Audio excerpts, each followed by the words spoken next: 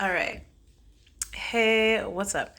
Today I wanted to talk about one of the last videos I watched that really stood out to me was a video on of men urging women to decenter men, which was quite refreshing, I'm not gonna lie. Seeing men like say, "Oh, women need to do certain things to like," or the title was decentering men, but I feel like mainly the men were advocating for women to not fall for the games and kind of the psychological warfare and tricks that a lot of men use to like get women. So it was really interesting for me to watch. And then I also love to read the comments sections, and a lot of have a girls tattoo. A lot of the women in the comments were like, "No, I don't want to play the sick game either. I don't want to do the psychological warfare or like the mental manipulation that a lot of the men were advocating for." I feel like some of the men were coming from a place of wanting to wanting to teach women the game out of like being kind of helpful and being like, "Hey, this is what's going on, so you can be informed, and so you can, if you want to participate with men, like this is how you do it." And then some of the women in the comments were like, "Oh no, you just want us to play this sick game with you because it still keeps us in the game," as opposed to a lot of women are choosing to opt out of the game completely and opt out of dating and dealing with men, period. Which I was like, that's real and valid as well. And I feel like the guy that I watch, Thomason, I see that sentiment a lot under his videos where women are just like annoyed with good reason of like, why does it have to be this much work? Like, why does it have to be so difficult and so much? I don't know. It feels like so much like emotional effort and investment, and it's like it really could be simple. Like, do you two people like each other and they hang out and maybe they fall in love? Like, it could be so simple, but no, we have to worry about male psychology and protecting their ego while also being in our feminine energy and not doing too much, not liking them too much, like liking them just enough so that they still feel like they have to work for you. Still feel have a desire to work and earn your attention and your affection, but not liking them so much that they feel like they've gotten you, that they won. And it's like it's a very push and pull kind of thing. So as I was looking at that, I was thinking, man, I would love to have a conversation with with one of these guys. I do think it's very much based on the individual. As me being a woman that has not seriously dated a man yet, I feel like I haven't been jaded, or I don't even want to say jaded. I haven't been like completely disgusted by the idea of dating men as much as some women that have come to this point from dealing with so many men and from dating men, and they're like absolutely disgusted with what we have to go through sometimes trying to date men, or they've just witnessed it or had firsthand experience through other means. I haven't had much experience. My experience has been the initial annoyance of like just figuring out who I can trust. Like which men, I haven't found like a single man in my entire life that I've trusted to date. So getting to that basic level, like I haven't really. I think, yeah, the amount of dating I've done has just been so minimal, like with men anyway, has just been so minimal that like they haven't had the opportunity to like hurt me or wound me uh, deeply, as deeply as what I would imagine most women who have been in like actual relationships and long term dating. I think the longest that I've ever dated a man has been like a month or two. Yeah, so I wouldn't call that serious at all. But women that have been in like multiple year relationships and dating with men that have had bad experiences, it seems like a much deeper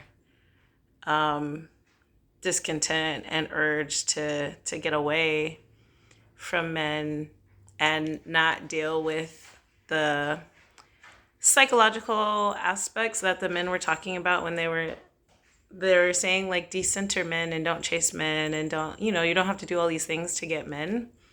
But it's still like emotional or psychological manipulation because you're doing a thing intentionally, that these men are telling you what will work or what will attract men is by doing nothing and by being a princess and requiring princess treatment, which I mean, I agree. I'm like, yeah, require everything. Have high standards. My favorite part about what they were saying is to have standards and have boundaries. Not just because men respect that though, but because it's good to have standards and boundaries and respect yourself.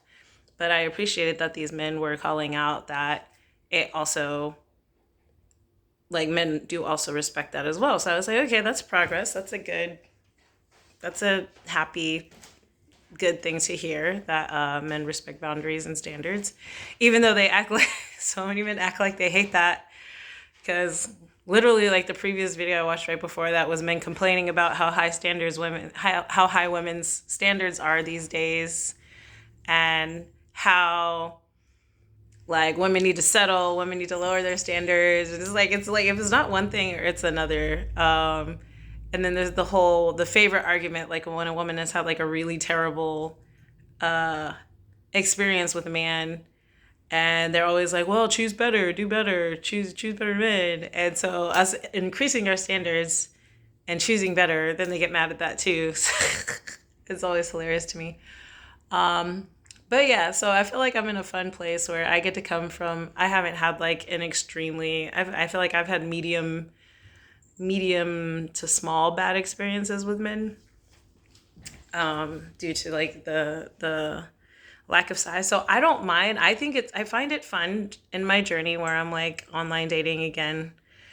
I find it kind of fun to use the psychology tips and tricks, and decentering. And I feel like back when I was trying as a younger adult, I put a lot of emphasis on, oh, do men find me attractive, or oh, like all the things that we're kind of socialized into, like wondering like if we're, being attractive to the male gaze specifically. Like I'm queer. I'm not trying to be attractive to the male gaze like ever.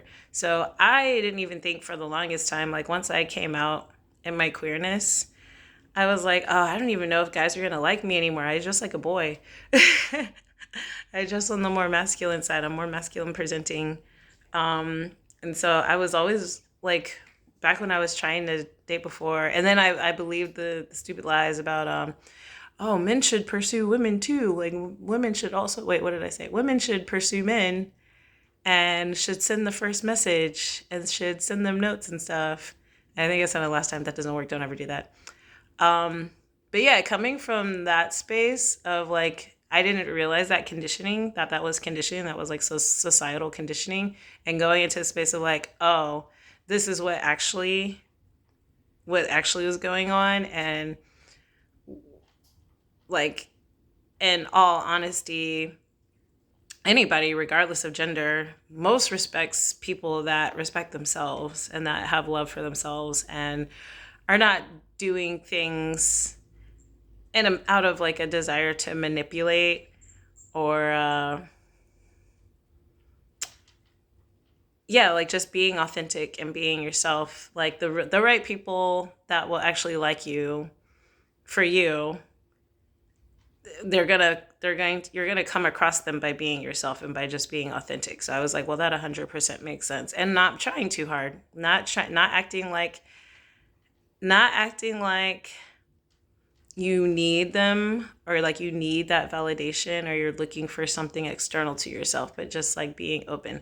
So some of these guys on these profiles that I've just been looking at, I'm like, are the epitome of the guys to avoid that I've been seeing in his videos on decentering men. It's like the absolute epitome. I legit saw a guy's profile that said, there's a 90% chance that I'm the prize, so act like it or move like, oh my God, it was the most like self-centered, narcissistic sounding profile I had ever seen in my life. Like I low-key, I wanted to message him just to be like, dude, does anybody actually talk to you?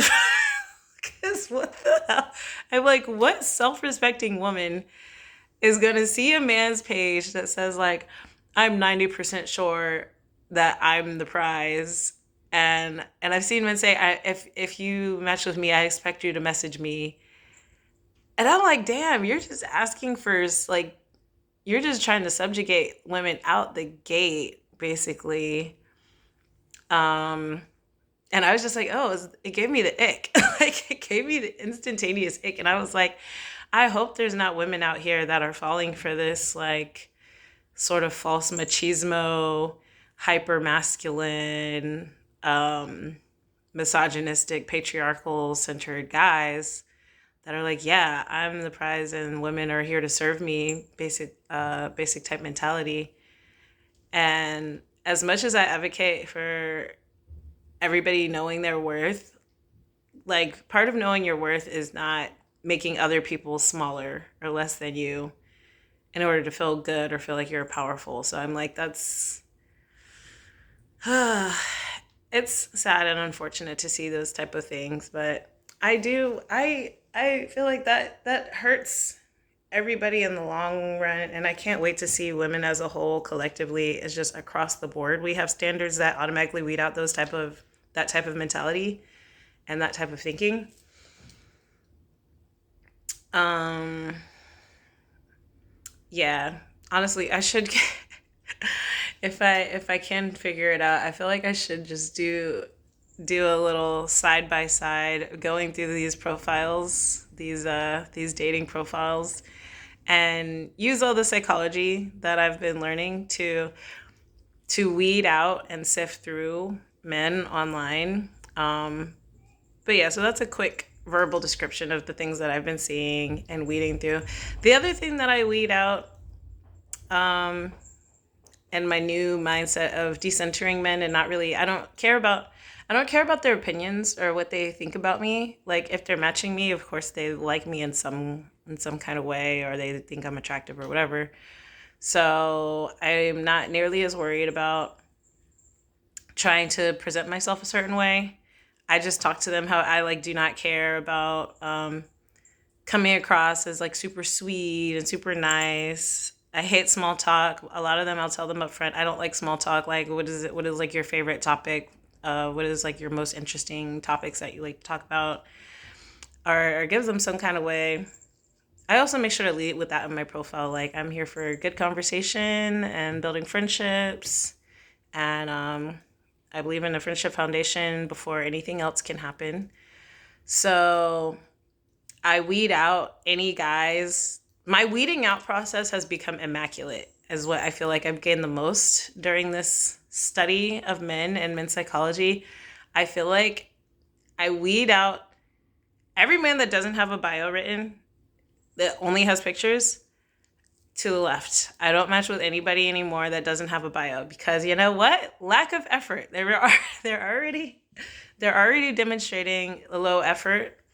Um, to be fair, like dating websites in general are appealing because of the low effort, and so it's like I don't think it's wrong for them to do that, but I know that's not what I'm looking for because like even though it's already a pretty low effort platform to use, but it's like you can at least use what they give you. Like and maybe that's just my neurodivergence, but every time I have the opportunity to talk about myself and what I want, I use every single character that they allow. Like if it's 500 characters, I'm using exactly 500 characters and I will figure out a way to make it work and make it fit. Because I believe that it's like the medium is like a simple, quick medium, but you can also like one of the benefits is that you can like go through people, like you can like look for what you're actually looking for. You can say what you're actually looking for. And the whole point is to be able to weed people out. So it's like, if you don't say anything about who you are or what you're looking for, like you can't even be bothered to like write a few sentences to make it easier for someone like what you're looking for to find you. Then it's like, that's also just really boring too. And I know people think that people don't read the profiles. Clearly, that's a lie. I read all the profiles, and that's why I don't match with those people. But I'm just like, why would you not take the opportunity to say a few sentences to like help people that are trying to find you, find you? And that's what I like about using all the characters is like I've noticed the people that match with me and respond are people that also read profiles, and they will respond to me based on what I have written in my profile. So they know that I place a high value on conversation, on being unique, not just waving or not just saying hi, like putting in the effort and actually talking to me like a person, like a full person. And I get, because I have said that in my profile, what I want and what I'm looking for, and I'm like into kink and I'm into cuddling, I get guys that are specifically into those things, or like even my interest in anime, like whatever kind of interest you have, you are so much more likely to find those people that are interested in the same things when you say what you're interested in and what it is you want. And so I'm like, okay, low effort, not matching with them, have no idea what you want, if we're any kind of like compatibility with each other, or it's like guys that literally just want sex and I don't want any of them. So that's an easy weed out for me. And then guys that only have like 2 pictures or like really bad pictures or grainy pictures, again, low effort. We all have cell phones. I'm like, if you're on a fucking dating app, you have a way to take pictures of yourself because you're either on that dating app on your computer or on your phone. You have some kind of access to pictures. So, and like a lack of awareness. I also associate that with like a general lack of awareness. If you don't have hardly any pictures of yourself, or they're all bad, grainy pictures, I judge that. Sorry, not sorry. I have a lot of really good quality pictures, fun and from different places that show off my personality and show off like a lot of different sides of me. And one of my standards is like, yeah, you got to kind of like meet me at a certain level. And if you can't match like the simplest things, like just telling me about yourself and what you want and being able to show yourself through your pictures and give people a reason to be interested in matching with you, I'm just like, what are we doing? This is already going to be an uphill battle. And then I would say the third thing that I have learned, and the final thing that I'm going to cover for this video, as far as, I would say still within the realm of decentering, like talking to men from the lens of decentering men.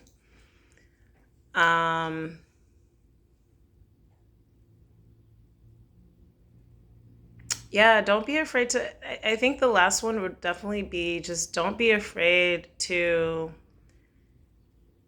unmatch. I unmatch very quick. I think that's the last biggest one. I unmatch very quickly.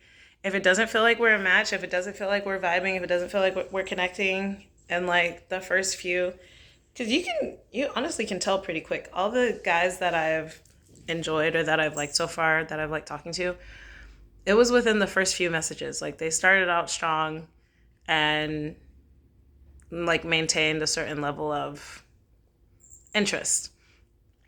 And then all the guys that were boring, all the guys that I tried to initiate a deeper conversation with, or I tried to just bring something besides regular small talk out of, and they like struggle with it, I just unmatch them. And like, don't waste. I think the biggest thing you can do for yourself in decentering men is not waste too much time on them. Like literally, if they're not what you're looking for, move along quickly and in a hurry. I think women tend to stay and try and put so much work and effort and energy into stuff that's like already not looking good. Especially once you've gotten a little bit emotionally invested. Like if you do start to like someone and then you start noticing that they're not quite compatible, but it's like you're not going to see that because you like them already. So, in my opinion, as soon as you see an incompatibility that's not something you're willing or wanting to really work on, especially the earlier it is, the earlier on it is, because at the end of the day, I'm not afraid or worried about not finding one to date anymore. I'm like, I'm open to the possibility because I'm like, you know what? I have more tools and I feel like I know how to go about this in a healthy way now. But part of being healthy is being okay with walking away and like not really caring whether you actually find one or not. Because I feel like when you put too much pressure on it, you're creating uh, a desire to find something and putting pressure on yourself to like, okay, well, this has been like a certain amount of time and I haven't found someone that feels like truly right and compatible. And you're putting pressure on yourself to kind of settle when you have to have like I need to find someone. And it's like, no, you don't need to find someone. You welcome if someone that's in alignment and someone that's compatible comes around, I am welcoming to it, but I don't need it because I also have like great, God damn it, this cat. I also have great fulfilling relationships outside of men, like all my friendships and my sapphic relationships are quite more than enough, honestly. Um, so yeah, I'm like already coming from a place of abundance, and it's like it's not a need, it's a want. It's a like this would be nice, and I am open and I am welcoming to it. So I know that was like a little bit all over the place. As I get into this practice of posting more regularly, we'll see how this shapes up, but it's gonna be fun. It's gonna be fun regardless.